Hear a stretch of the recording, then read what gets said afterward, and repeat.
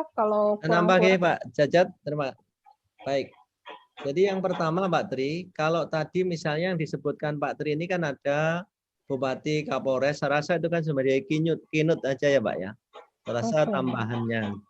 Tapi yang jelas harus adalah dari keperawatan. Itu yang harus ada Pak. Nah jadi beliaunya kan mungkin sebagai kebijakan ya, untuk memberikan kebijakan-kebijakan, saya rasa itu bisa sekali Pak dipertimbangkan. Misalnya Bapak bagaimana tentang pencegahan, oke lah, transmisi ini melibatkan mulai Bupati, Kapolres, karena sebagai Satgas. Saya rasa itu kan ada kaitannya di dalam perannya itu. Ya, jadi itu tadi sudah disampaikan, kalau itu nanti misalnya kita kan sebenarnya tidak kaku. Ada misalnya pembicaranya ada 3. Kalau waktu normal dulu kan seminar itu ya, seminar itu kan seneng mikir nasib rakyat, ini seminar ya. Di dalam seminar ini nanti kita inginnya 5 jam kalau waktu normal dulu. Nah, sekarang ini kondisi seperti ini untuk bicara 5 jam seperti ini kan orang kan masak, anak sing masak, anak sing dan lain sebagainya nggak kira-kira. Jadi mungkin kurangi Pak, itu yang pertama. Yang kedua mengenai pembicara. Jadi saya rasa misalnya ada dua gitu ya, 2 perawat, ada 2 yang non atau tadi 2 ini sebagai kebijakan itu bisa 100% Pak Tri. Itu loh ya. Tapi jangan tidak ada sama sekali. Nah ini yang dulu kami nyusun dengan Bu Dr. Rita seperti itu. Sebenarnya enggak kaku, kita melihat juga tentang konten itu pastilah ada kaitannya. Enggak mungkin kan ini mau ngalor ini ngidul, ini enggak mungkin ya. Ngalor itu enggak sampai. Kemudian yang kedua, tadi sudah dijawab, kalau saya begini. Kelas protokol dipenuhi, kalau memang mau misalnya kayak diskusi atau mungkin testimoni itu nggak ada masalah. Tapi kalau misalnya nanti mau mendatangkan betul misalnya, tapi jangan melebihi sesuai protokol Pak. Misalnya 5 orang saja. Yang kedua diyakini bahwa pasien ini itu adalah negatif ya, minimal di rapid test yang ada IgM, IgG ya. Syukur kalau dilakukan swab oleh panitia itu lebih bagus lagi. Kenapa? Kita edukasi ya Pak Jajar. 5 grup ini yang berisiko. Salah satunya adalah penyakit autoimun, salah satunya AIDS ini. AIDS ini aku ingin dirimu sayang ya katanya gitu. AIDS. Jadi ini AIDS itu ya. Kemudian ada komorbid. Nah, ini nanti harus menjadi pikiran. Yang ketiga di situ kan obesitas, ibu hamil, misalnya seperti itu. Jadi ini termasuk dalam risiko sehingga harus betul-betul negatif gitu lah. Kalau perlu dilakukan swab Pak Tri, misalnya gitu. Dan interaksi kita juga harus dibatasi, termasuk penggunaan APD yang sangat lengkap gitu. Saya rasa itu nggak ada masalah kalau memang gitu ya harus mendatangkan. Tapi lebih bagus begitu. Tapi juga diperhatikan interaksinya jangan terus-terusan begitu jangan. Mungkin 1 jam cukup. Kami kalau pertemuan di perawat itu biasanya nggak lebih dari 1,5 jam. Itu harus selesai 2 jam. Cukup begitu. Itu mungkin ya, karena itu juga hasil kajian sekian persen itu ada 10-15% interaksi yang melebihi dari 3-4 jam misalnya perawat. Kemarin kan kita bicara edukasi Pak Jajat tentang pembagian tugas. Jadi perawat itu ada yang 2 jam full, ada yang 4 jam terus-terusan ke COVID. Lah ini risikonya juga besar. Meskipun kita menggunakan APD level 3. Karena itu risiko, karena dengan adanya airborne dan sebagainya itu masih banyak. Itu Pak Jajat kira-kira. Terima kasih. Baik, terima kasih Prof. Terima kasih Pak Tri Sasono. Cukup ya. Terima kasih. Sejawat sekalian, sudah pukul 15.02, jadi saya berikan kesempatan terakhir untuk penanya di ruang Zoom. Nurse Egy Mulyadi, silakan. Pak Egy. Ya. Ya, silakan Pak Egy. Dari mana Pak Egy? Baik, terima kasih Pak Jaja, terima kasih. Saya dari Universitas Muhammadiyah Sukabumi sebetulnya. Kemudian saya juga di Emergency Medical Training Pak Jaja. Salam kenal Pak Jaja. Siap Pak Egy. Dari Sukabumi ya. Baik ya.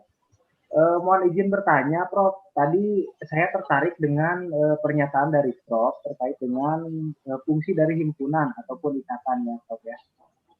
Himpunan itu kan salah satunya adalah membuat kurikulum, kemudian menjadi apa namanya Betul.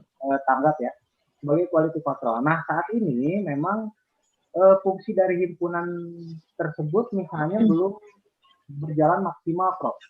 Nah kemudian dari bidang diklat BPPPTNI sendiri itu menyikapi terkait dengan fungsi himpunan yang saat ini memang belum maksimal dalam tanda kutip. Ada di beberapa daerah mungkin himpunan itu masih bermain, Prof. Dalam tanda kutip ya, Prof. Bermain di bidang pelatihan, begitu, Prof. Nah itu sikap atau tindakan dari bidang diklat di BPPPTNI sendiri itu seperti apa, Prof? Itu yang pertama. Kemudian yang kedua terkait dengan kondisi di lapangan sendiri, Prof. Kebetulan saya juga aktif di bidang pelatihan, Prof. Jadi ada beberapa, mungkin saya pernah mengalami kejadian di mana DPD sendiri menarik iuran dari mengeluarkan surat rekomendasi itu harganya melebihi dari DPW misalnya, Prof. Nah itu ada nggak sih sebetulnya kebijakan khusus dari PPNI terkait untuk pengaturan harga dari penarikan penerbitan rekomendasi, kemudian penarikan dari penerbitan SKP. Begitu, Prof. Terima kasih. Pak Jaja, terima kasih. Assalamualaikum warahmatullahi wabarakatuh. Baik, terima kasih Nurse Egy Mulyadi dari Universitas Muhammadiyah Sukabumi. Pertanyaannya terkait dengan peran himpunan dan juga tentang rekomendasi. Ya. Ini pertanyaannya ke Prof dari tadi ini, Prof. Ya, silakan. Silakan, Prof. Cocok buat Prof. Baik. Peran ikatan himpunan, Pak. Ya, jadi kita ini kan dalam pengawalan keilmuan itu ada kolegium, pengembangan ilmu. Ini penting ya, pengembangan ilmu menyusun standar pendidikan keperawatan. Tugas kolegium. Kalau keikatan himpunan tadi sudah sekali menyusun standar praktek ya, kompetensi itu, mengembangkannya juga di sana, kemudian menyusun melakukan rekognisi, pengakuan. Jadi ini sudah pelatihan ini diakui untuk kegawat daruratan dan lain sebagainya itu. Ya, kemudian menyusun kurikulum. Nah, kata-kata dia bermain itu anggaplah bukan institusinya. Itu harus digarisbawahi. Kata himpunan tidak begitu, sebenarnya adalah kumpulan daripada orang-orang atau membuat suatu regulasi di dalam 3 hal. Perkara misalnya misalnya di ikatan himpunannya itu ada, itu berarti bukan ikatan himpunan itu tadi. Kalau di kami adakan begini, katanya kita ini kan butuh kebersamaan. Jadi kebersamaan itu misalnya diklat Pak ini, atau mungkin dari istilahnya selain diklat mungkin dari badan pelatihan lah itu, yang misalnya ada yang lain-lain gitu ya, misalnya ada program dan lain sebagainya, itu melibatkan expertnya dari ikatan himpunan, itu malah yang benar. Tidak masalah begitu ya untuk instrukturnya dan lain sebagainya itu. Tapi dari situ sebenarnya yang mempunyai otonomi kalau tadi adalah sebenarnya yang tadi sudah sama Mas Ita adalah yang sudah direkognisi, diakreditasi oleh organisasi tadi yang sah untuk menyelenggarakan gitu. Jadi ikatan himpunan itu justru sebagai think tank-nya, sebagai ahlinya di dalam penyelenggaraan sana. Nah, itu kira-kira.